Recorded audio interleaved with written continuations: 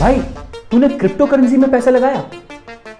नहीं। अबे पागल, क्रिप्टो करेंसी फ्यूचर है भाई, अभी भी कह रहा हूं पैसे लगा दे।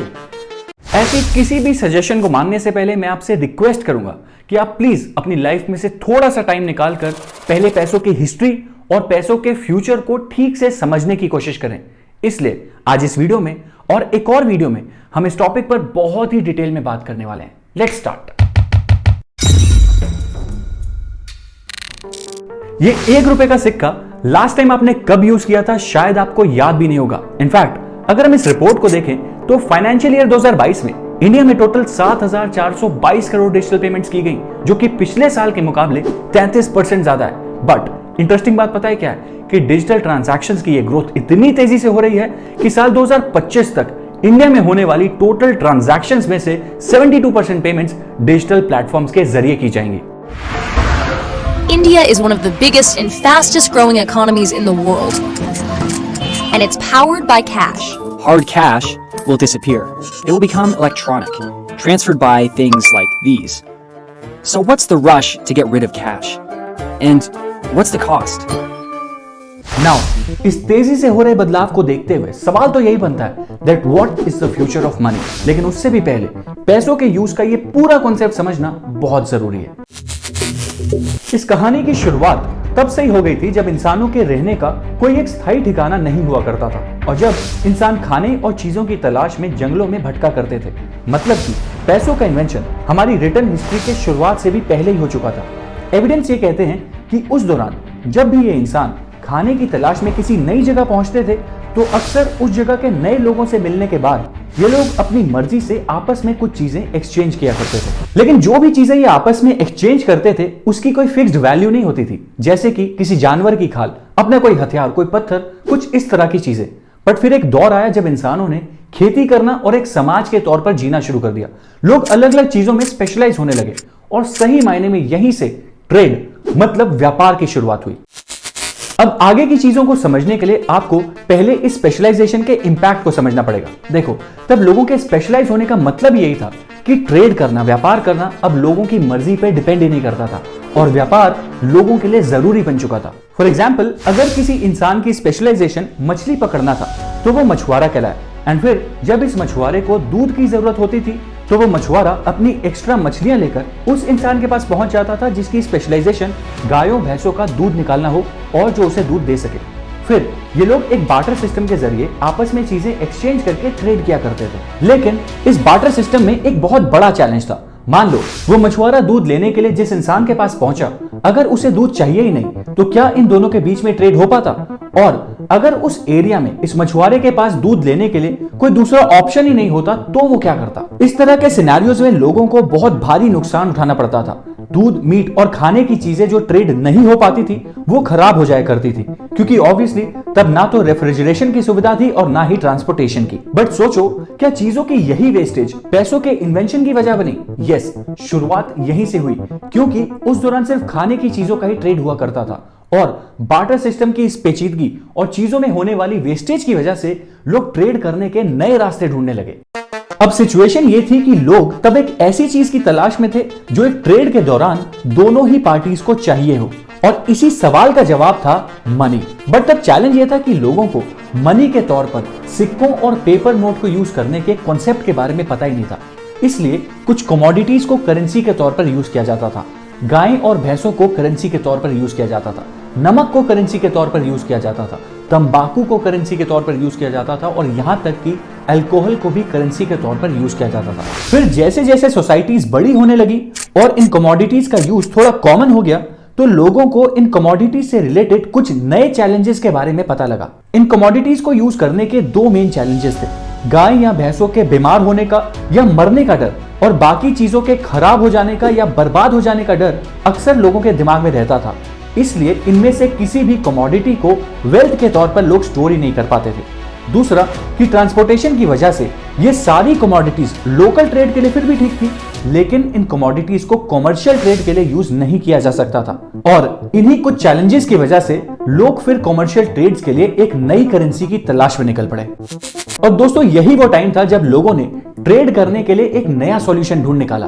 वो सॉल्यूशन था मेटल। दरअसल उस दौरान इंसानों ने मेटल डिस्कवर तो कर लिया था, लेकिन ज्यादातर मेटल का यूज औजार और बर्तन जैसी चीजों के तौर पर किया जाता था। फिर धीरे धीरे जैसे ही लोगों को मेटल को यूज करने के फायदे समझ आने लगे, तो मेटल को करेंसी के तौर पर यूज किया जाने लगा।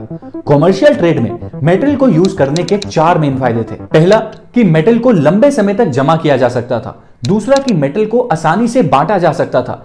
तीसरा, मेटल को इजीली एक जगह से दूसरी जगह कैरी किया जा सकता था।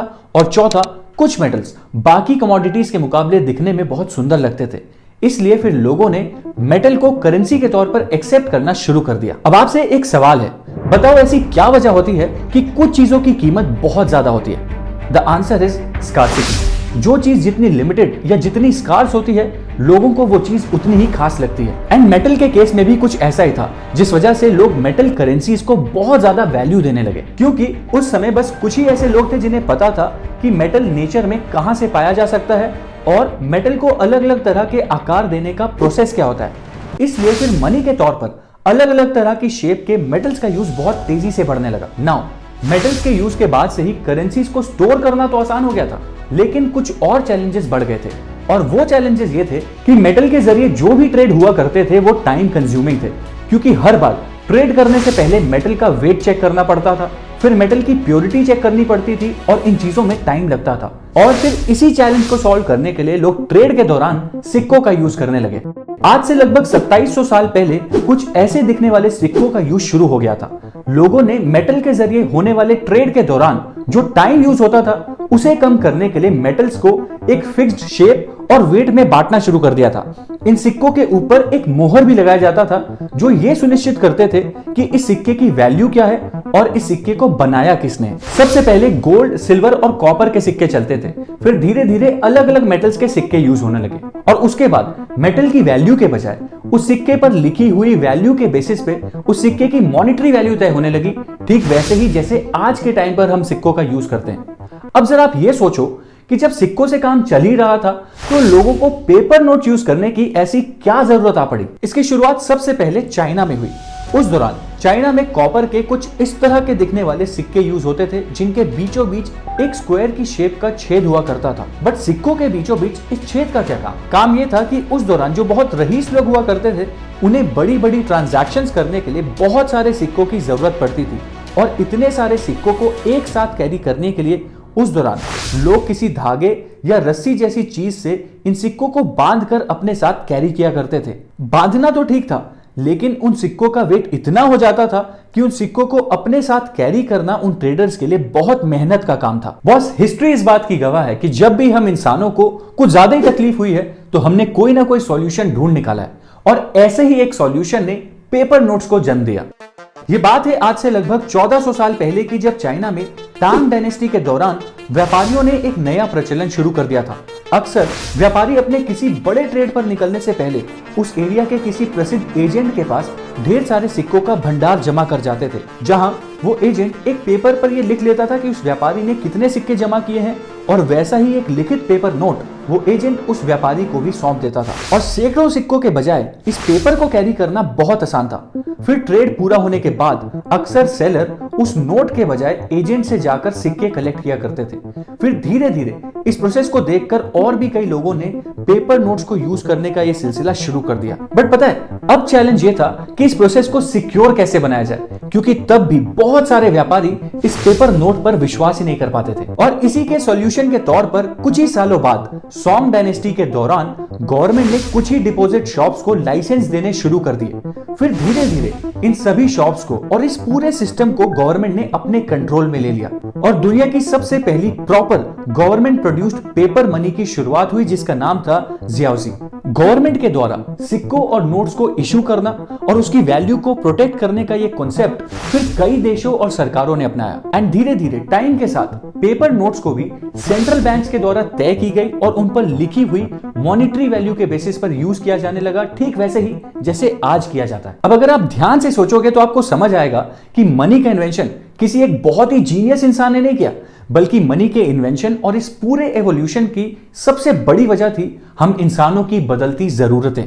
और इन्हीं बदलती जरूरतों की वजह से जब हम इंसानों ने बहुत ही लार्ज स्केल पर और अलग अलग देशों में जाकर ट्रांजैक्शंस करनी शुरू कर दी, तो कई देशों के सेंट्रल बैंकिंग सिस्टम्स ने चेक्स और ऐसी ही कुछ और अलग अलग बैंकिंग ट्रांजैक्शन सिस्टम्स को अपनाना शुरू कर दिया। ना बॉस, मेरे को लगता है कि आपको समझ आ गया होगा कि पैसे का एवोल्यूशन कैसे हुआ।